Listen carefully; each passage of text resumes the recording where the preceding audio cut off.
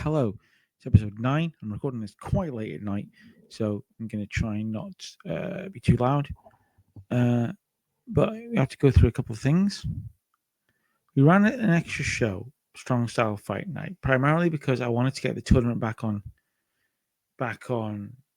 course after the two matches were missed. So the Brian Johnson, Matt Fitcher, the Marcus Mathers, Jordan Oliver matches. Please get those guys, Matt Fitcher and Marcus Mathers, back on track. So we kick off the night with a 51 rated match. Creating Combat defeated the Rep to retain the titles, because remember, the Rep got a title shot by beating Milk Chocolate. Brian Johnson defeated Matt Fitcher in the tournament, 38. Marcus Mathers defeated Jordan Oliver, 49. Brian Johnson gets a promo on Marcus Mathers, letting the company down. Because we missed the show because of working GCW. MV Young defeats Brian Johnson and Homicide in a 3-way match, gets 58. A show closing promo for MV Young, 55. Now, what that's done is, financially, I think it was our best attended show. It was. First time we broke 150. So that leaves the tournaments sounding like this going into round 3. Jordan Oliver on 0 points, Matt Fitcher on 0 points, Marcus Mathers on 4 points, Tim Donson on 3 points, Adam Sullivan on 1 point, and Brian Johnson on 4 points. So they changed the scoring system for this year: 2 points for a win, 1 for a draw. Let's look at finances. So at the moment we are over $1,000 up, because at the moment we're about to make nearly 1,900 in terms of sponsorship money. There is a chance at the end of this month we will be out of debt, and we will continue to run 2 shows a month. That's, I think, what we're going to do. We're going to do monthly fight nights, which might be like in way of introducing new talent to the audience. I think that's what we'll do. And run sort of the Lord's House. So we'll give Brian Johnson, Tim Donst, MV Young, Marcus Mathers, all our top talent. Homicide won't be on every fight night. I think that's what we'll do. I think that's fairly obvious. I am well ahead. This is crazy. I'm recording this on the 9th of November. I am at least 2-3 weeks ahead, recording wise. So, I've spoiled it. Loki's coming on a 1-night deal to face MV Young in the main event. So we kick off with a 6-man tag match. Big old, I think this was a hardcore match. Yeah, big old hardcore match to open the show. I don't like to open with a hardcore match. Homicide and Milk Chocolate defeat Ken Broadway and the Rep. Then after the match, Homicide gets in the face of Julius Smokes. And Homicide, I'm going to make this very clear to you right now. This isn't over. It's over when I say it's over. I will drive you and every client you have, including Ken Broadway. I know you didn't come with him, but I know he's your client. Behind the scenes, I know you're working for him. I will drive you and everyone you care about out of this company, and I will laugh when you're gone. 49. 50 rated match. Brian Johnson defeat Bam Sullivan in 16 through a pinfall. And Jordan Oliver beats Matt Fitcher. It's bad. Not a good match. Matt Fitcher's still rusty. He was off his game. Not rusty, but off his game. Matt Fitcher beat Jordan Oliver. Then in a 56 rated match, Tim Donst defeated Marcus Mathers. He wasn't happy about this. He wasn't happy about it, but then Tim Donst intimidated him, and he was happy about it. He let it drop. Marcus Mathers, we do need to start building on Marcus Mathers. He's got a 60 in ring. He's worth being near the top of the card. Tim Donst beats him, though. MV Young with a 73 rated promo. MV Young goes like, since day one in this company, I have been waiting for one person to show up, because I knew you would, because this is New York and this is strong style, and I knew one man couldn't turn away from that. I knew low key would come here eventually. I knew low key when I had a title would want to challenge that title. I've been waiting because I hear what he says. I hear that he tells everyone I'm fake, that I'm not good enough to be here, I'm not strong enough to be here, I shouldn't be a champion in New York. How about you come and take me up on it? And I'm glad you're here because now I'm going to shut you up for good. Loki was rusty. We still get a 57 thanks to MV Young. They got pretty good chemistry. Loki was very unhappy, so he probably won't be back, which is fine because it's low key. Who cares? 152 people in. Yes. New spot, helping psychology. Didn't gain us any popularity. That's fine. We are tiny. We've already grown by a point this month. That show we did Fight Night moved us up a point. So we weren't going to grow this month. We weren't going to grow off that show. Let's Tim, you know what? Let's tell Marcus Mathers that they're awesome. Financial report. We lost 262 off that show. We paid a bit more on talent. We made 760 on ticket sales. And we're just going to see in a second. No, we'll check them before the next show because we're going to do the next round in this episode. So we're into April 2026, and I did another Fight Night show. Sold out the H2 Wrestling Center with it. H2O Wrestling Center with it. Brian Johnson gets a promo about the Grand Prix to open the show. So basically came out, cut a promo, talked about the Grand Prix. Homicide defeated Dave McCall. Tasha Steelz on a one-night only deal defeated Elsie Kowalski. She just left TNA and I want to have a quick look at her. Honestly, not great. And also she's negative influence. So don't know if she'll be back. We might use her in the future on occasion.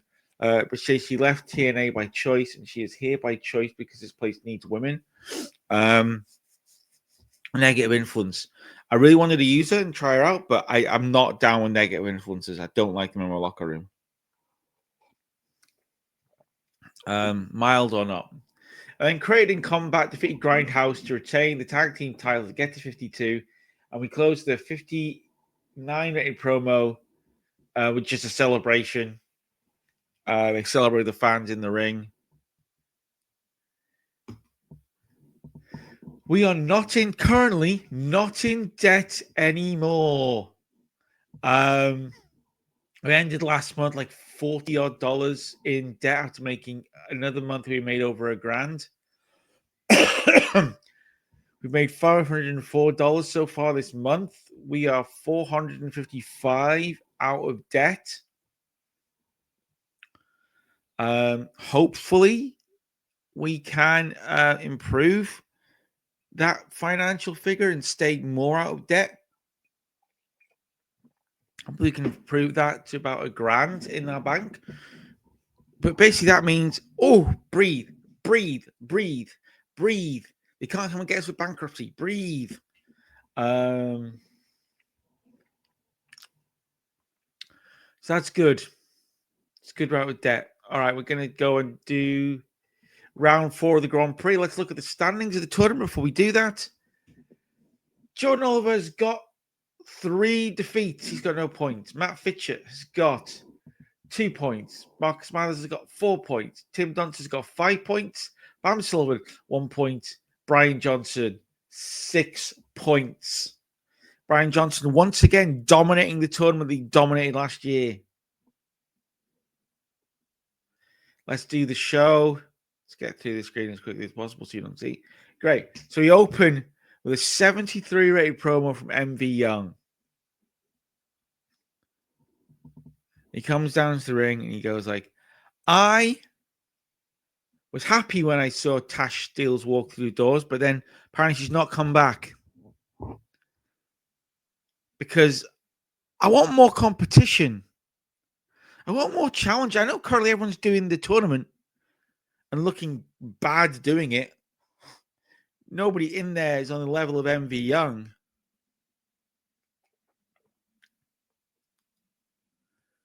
So I want competition. I want more people to come here and challenge me, to come into the place that I built my blood, sweat, and tears. This is my company. We're back in Bronx Landy, the house that I built. So come, challenge me.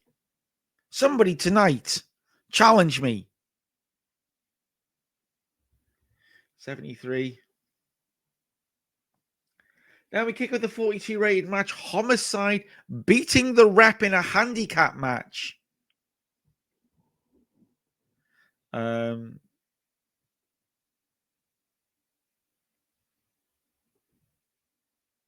we get Jordan Oliver versus Bam Sullivan. And Bam Sullivan beats Jordan Oliver. Jordan Oliver loses again. Now, there was a thing that if you lost every match in this tournament, your contract will be null and void. You would leave the company. I think I forgot to say that, but that was always that's the story we've been telling with Jordan Oliver.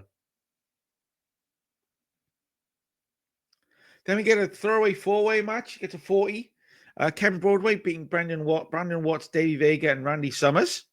Give Ken Broadway a win. The next match in the tournament gets a 58. Lovely stuff. Marcus Mathers defeats Matt Fitcher, and Matt Fitcher's performances are improving, which is great. Brian Johnson defeats Tim Dunstan in our main event. Tim Dunstan beats Brian Johnson. So used to Brian Johnson winning every match. Tim Dunstan defeats Brian Johnson by pinfall with the SDT. Match designed, the Rastas go and steal the show. Both got in the 50s. Match gets to 57. And we end the show. I meant to do this without. Anyway, Emian come back to the ring. He complains, look, no one stepped up. I was backstage all night. I said, come and challenge me. No one stepped up. Everyone was too busy to come and challenge the champion. And he says that a man comes through the crowd, gets in the ring in a hoodie and a mask, and beats him down, hits him from behind, and starts stomping and punching him, Takes the mask and hoodie off to reveal it's Alan Angels. Alan Angels is here. Sorry, that's my mouse hitting my TV. So he's here. The mouse is here. Alan Angels is here, giving a large boost to charisma during matches and angles. Large penalty to psychology. That's annoying. Get to 43. 53 for the show. No popularity changes because obviously the level we're at, we're only going to get one a month. And let's praise Alan Angels. And let's praise Marcus Mathers.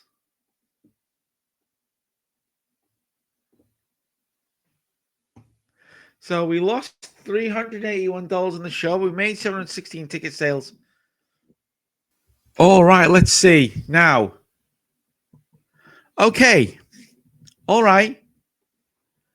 After the extra costs, after two shows, we got $8 in the bank, $57 for the month, but it's currently like the 12th of April.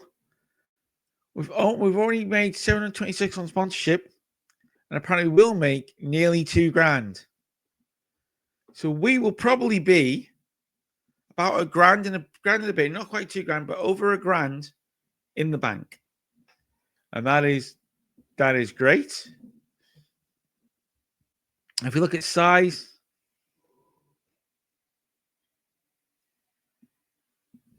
hang on, we are 15 in the tri-state region. We are 5 in the Great Lakes, Mid-South, New England. We are 2 in the Southeast and the Midwest, Canada, 2 in Ontario and Quebec, 1 in the Maritimes and Manitoba. which means next month is the last round of the tournament and then the finals, which means the finals of the Grand Prix could be the event where we hit 17 in popularity and move up. I like it when big things coincide with big things.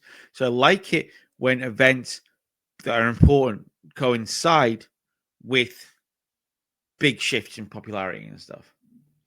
Let's look at Alan Angels. He is costing us 160 a show, which he's got good pop. He's got great skills. He's really talented. He's young still. He's only 28.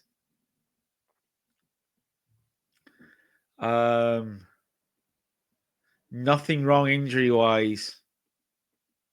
Attributes. He's also fine. Apolitical, sorry, antisocial. I read that wrong. There is a heel. Giving performer. Risk taker. Skinny jeans. Stalwart. He's not marketable, but that's okay. I'm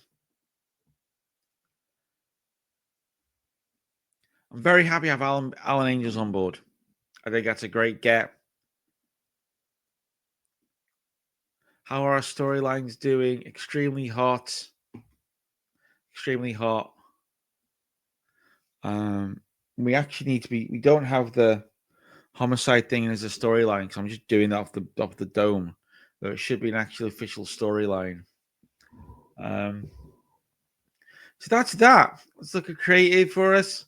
MV Young, Homicide, Alan Angels, Marcus Mathers, and Ken Broadway are franchise players. Really surprised at Ken Broadway being in there. Next big things, no one. Hot prospects, no one. Talk the Talk, MV Young, Julius Smokes, Homicide, Tim Donson, Ken Broadway. Showstoppers, Alan Angels, Homicide, Brendan Watts, Matt Fitchett, and Marcus Mathers. Pat Buck is probably ring general. He's not. Alan Angels, Homicide, Tim Donson, Marcus Mathers. Who's hot? Tim Donson, Brian Johnson, MV Young, Bam Sullivan, Homicide.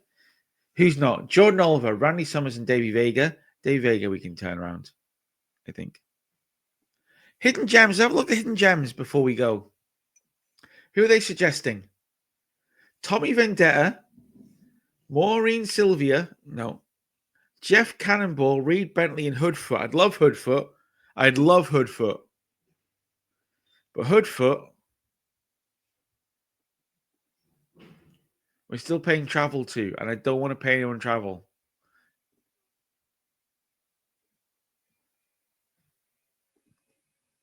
There's some people, I've added a lot to the shortlist, which I'm not going to show you.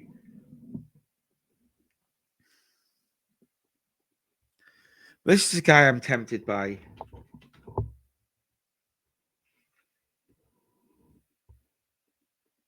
I thought I reset that. What's going on?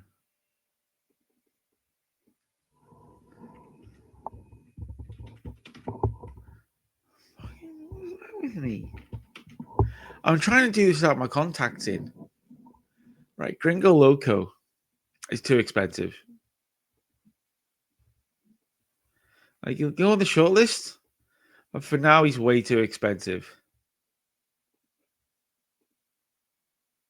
Yes, because he's got a lot of pop. Maybe bring him in some point in time for a one-off or something, but yeah. Now, here's the one that I'm tempted to do. It's a little cheaty, but he's left in real life, left GCW. We can't afford him anyway.